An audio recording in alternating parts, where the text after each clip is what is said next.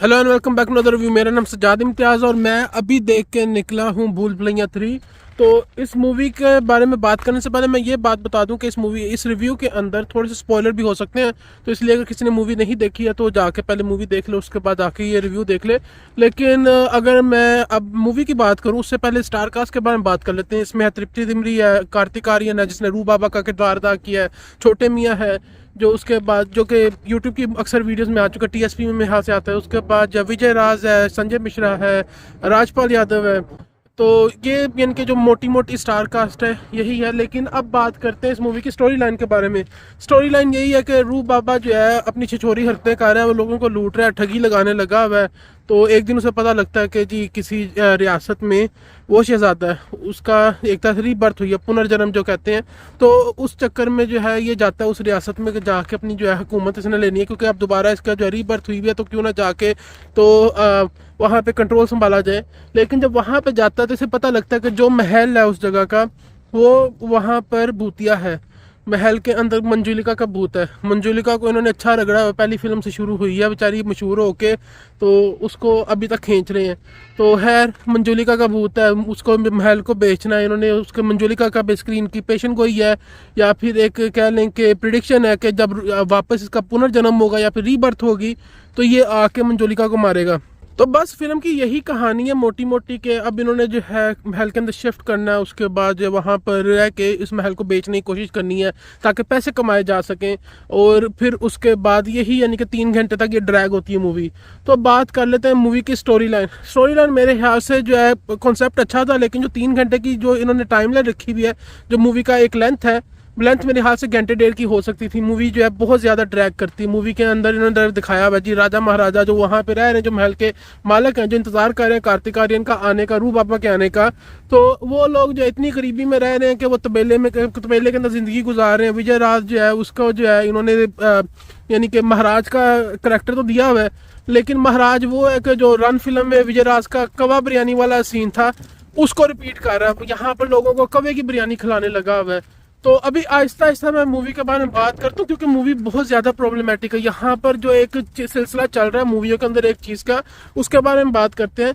फिर उसके बाद जो है काफ़ी जोक जो है कार्तिक आर्यन के, वो ऐसे लगता है कि जिस तरह अक्षय कुमार की नकल करने लगा हुआ है। अक्षय कुमार ही वो जोक्स करता है, जिस तरह अक्षय कुमार सर से पकड़ के हिलाता है या फिर हंसता है, जो भी है पूरे एक्शन वही हैं। तो एक तरह से सस्ती कॉपी अक्षय कुमार की। उसके बाद तृप्ति डिमरी है, वो हर फिल्म में आ रही है। तो मेरे ख्याल से हर फिल्म के अंदर उसे कॉन्ट्रैक्ट मिला हुआ है कि बस उसने आना है, एक दो गाने करने हैं और बस उसका काम खत्म है। बाकी फिल्म के अंदर जो है संजय मिश्रा हो गया, साथ जो है राजपाल यादव जो है, और साथ वो एक और सीआईडी वाली थी एक्ट्रेस। तो इनको उन्होंने वही पंडित फैमिली बनाया है, छोटा पंडित, बड़ा पंडित और पंडिताइन। तो वो भूल भुलैया 2 से इन्होंने उठा के यहाँ पर रख दिया।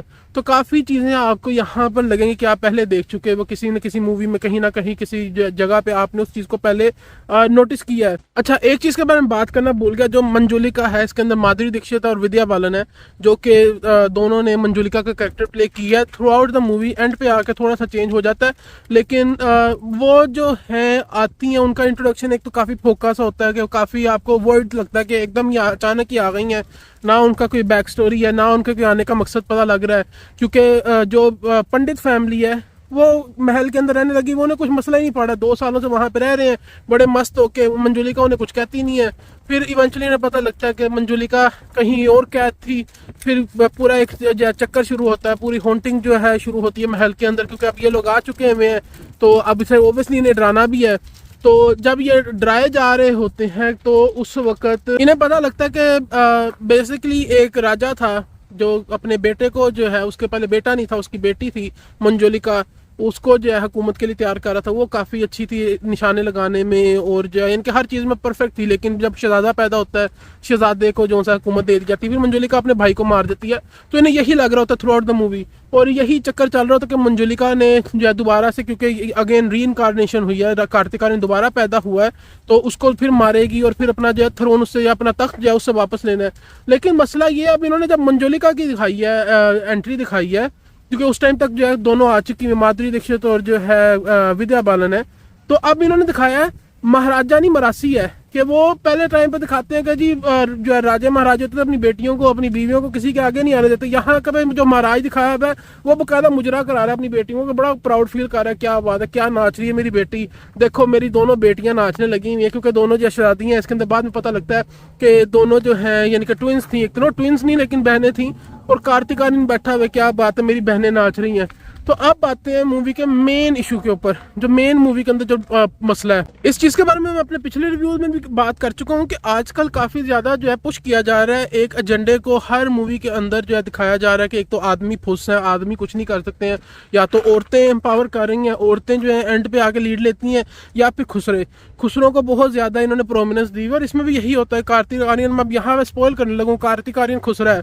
खुसरा जो है होता है, उसकी बहनों को पता लगता है कि हमारा जो है भाई जो है खुसरा है, वो बाप को बताती है, बाप मार देता है, वो कहता है गांडुओं ने गंद डाला हुआ है तो इसको यहीं पर जला के रखो, क्योंकि जो सा ना इससे आगे नहीं फैलना चाहिए। लेकिन ये मूवी हमें प्रमोट करती है कि जाके जी ऊपर से फैमिली मूवी बनाई हुई है कि बच्चे आके देखें, लोगों के दिमाग तैयार कर रहे हैं कि आप जो खुसरे हैं, जो गांडू हैं, उनको एक्सेप्ट करें, उनको अपनी ज़िंदगी के अंदर जो है उनका लव इज़ लव है। वो बेचारा जी प्यार का भूखा था, वो अपनी बहनों को, उसकी बहनों ने उसके साथ धोखा कर दिया, उसके बाप ने उसे एक्सेप्ट नहीं किया, सोसाइटी ने एक्सेप्ट नहीं किया, बाप ने जला दिया जी, सोसाइटी नहीं एक्सेप्ट करी। मसला ये है, एक दिमागी बीमारी है। आप किसी पागल को ये नहीं कहते कि वो क्या बात है, वेल अप्रिशिएट, तुम पागल है तो मैं जो है तुम्हें अप्रिशिएट करता हूँ, पागलपन अपना कंटिन्यू रखो। एक बंदे का साइकोलॉजिकल मसला है, वो खुसरा है। यहाँ पर ये जो फोर्स किया जा रहा है, ठीक है आप अपनी ज़िंदगी में जो करना करो, लोगों के दिमाग ना खराब करो, लोगों के मुंह पे ऊपर ला के ना थूको। फिल्म पहले ही अनोइंग काफ़ी ज़्यादा थी, 3 घंटे लंबी फिल्म देख रहे, क्योंकि अगेन बहुत क्रिंज है मूवी। 3 घंटे मूवी दिखाई है और एंड पे ला कर ये इन्होंने मुंह पे थूका है कि जी खुसरों को एक्सेप्ट करो। खुसरा है, वो अगला बेचारा नाच रहा था, फिर क्या था, वो तो प्यार का भूखा था, लव इज लव का उन्होंने अप्रिशिएट करना चाहिए। उसकी बहनों ने उससे धोखा कर दिया, वो मर गया बेचारा, वो बता नहीं सका अपनी असलियत। और आज 200 साल बाद जो है जी अपना उसका बहनें दोबारा आई हैं, तो फिर उसे जो एक्सेप्ट नहीं कर रही हैं। जब एक्सेप्ट कर लेती हैं खुसरे को, जो है उसकी वो यानी कि उसकी मुक्ति जो कहते हैं कि अब वो बख्शा गया खुसरा, तो वापस आसमान में जन्नतों में चला गया।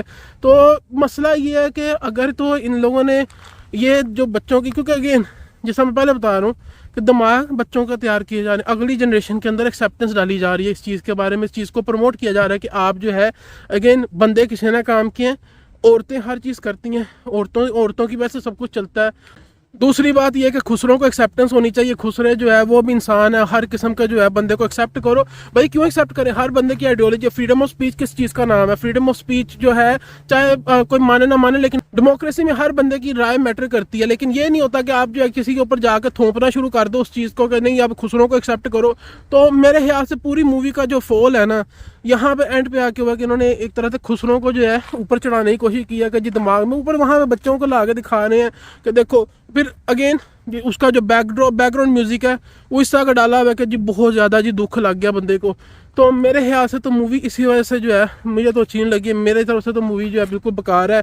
अगेन टॉर्चर है 3 घंटे का, थोड़ा बहुत आप टॉलरेट भी कर दो, लेकिन जो एंड पे आके उन्होंने ये गंद डाला है बीच के अंदर मूवी के अंदर, वो मेरे ख्याल से सबसे ज़्यादा जो है घटिया था। कौन सा राजा महाराजा अपने इनके टाइम पे पहले तो नचवाता अपनी बच्चियों को, तो आज के टाइम पे ये काम होते हैं कि टिकटॉकर हो गए या फिर जो लोग जो जिनको अंदर गैरत मर चुकी हुई है, वो लोग अपनी बीवियों को जो ला के बिठा रहे हैं सामने ऑनलाइन, या फिर वो लोग अपनी बीवियों को दिखा के प्राउड फील करते हैं।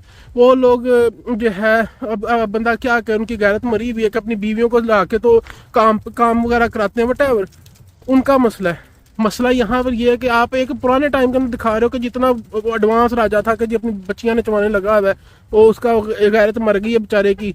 तो लेकिन फिर उसका इतना एडवांस बंदा हो कि उसने खुसरे को एक्सेप्ट नहीं किया। तो मेरे ख्याल से अगेन मूवी जो है बिल्कुल बेकार है, घटिया मूवी है एक नंबर की। जो बुलबुलियाँ सीरीज़ थी उसकी मेरे ख्याल से सबसे वीक मूवी यही है। और बस यही मेरा रिव्यू है, उम्मीद है वीडियो पसंद आई होगी। अगेन ये मेरा ओपिनियन है, मैं यही मेरी थिंकिंग है, यही मैं सोचता हूँ कि नहीं एक चीज़ होनी चाहिए। ये जो लोग औरतों को सामने ला के अपनी औरतों को बेचते हैं, चाहे किसी भी जगह पे आप काम पे बेच रहे हो, ये जो कहते हैं कि नहीं का जो बड़ा डिग्निफाइड काम है, ये मूवी के अंदर, इससे पहले भी मूवी के अंदर बता चुका हूँ कि जो होमली औरतें होती हैं, इनकी बॉलीवुड की मूवी के मुताबिक वो कपड़े पहनती हैं ढके हुए। जो आवारा औरतें होती हैं वो कपड़े पहनती छोटे छोटे। 2 पट्टी मूवी के अंदर उन्होंने यही एग्जाम्पल दी है। तो बात यही है कि जब आप किसी चीज़ को पुश करेंगे तो फिर वो जो है ना बहुत ज़्यादा काम खराब हो जाता है। मेरे ख्याल से तो मूवी को अगेन अवॉइड करना चाहिए अगर तो किसी ने अपने बच्चों के दिमाग नहीं यानी कि ख़राब करवाने हैं। बाकी मुझे कमेंट सेक्शन में बताएं कि रिव्यू कैसा लग रहा है। मैं मिलता हूँ आपसे अगले रिव्यू में। Until then take care, thank you very much. और जाके ब्लॉग्स भी देखें। मैं और अगेन मिलता हूँ आपसे अगली वीडियो में। Until then take care, thank you very much.